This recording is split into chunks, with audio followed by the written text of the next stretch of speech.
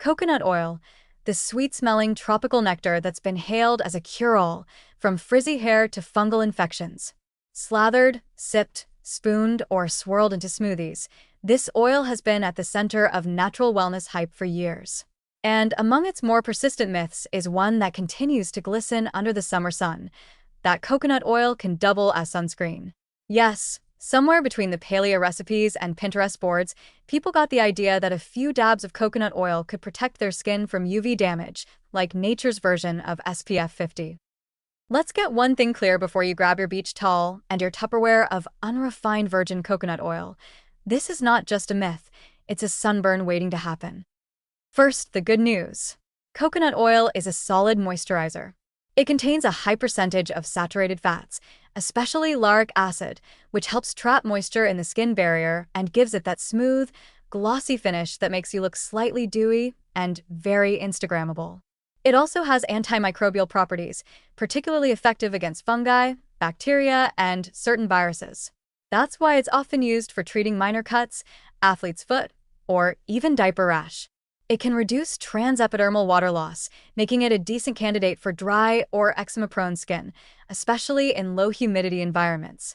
And because it's comedogenic for some, but not all, a little experimentation goes a long way. But here's where things get roasted. Its SPF is laughably low, like SPF 4 or below. That's the equivalent of putting up a cocktail umbrella in a hurricane and saying you've got it covered. Studies measuring the actual sun protection factor of natural oils found that coconut oil blocks only about 20% of UVB rays. By contrast, a broad-spectrum SPF 30 sunscreen blocks up to 97%. You do the math. Coconut oil may delay your sunburn by a few minutes at best, just enough time for you to settle into your beach chair before turning into a lobster. And worse still, there's zero UVA protection. UVA rays don't cause sunburn, but they penetrate deeper into the dermis, accelerating aging, breaking down collagen, and playing a major role in skin cancer. Coconut oil doesn't block them at all. So while your skin may feel protected and smell fantastic, it's silently accumulating DNA mutations while you frolic in false security. Some proponents argue that indigenous populations used coconut oil for generations as skin protection. That's true, but misleading.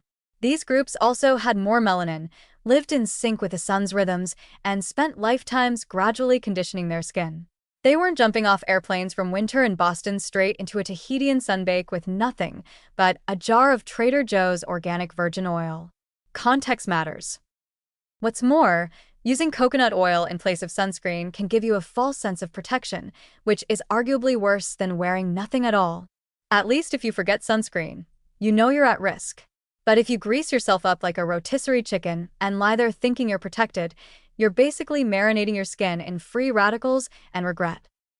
It gets even trickier if you reapply coconut oil while in the sun. Its glossy sheen can create a lens-like effect, intensifying UV penetration like a magnifying glass.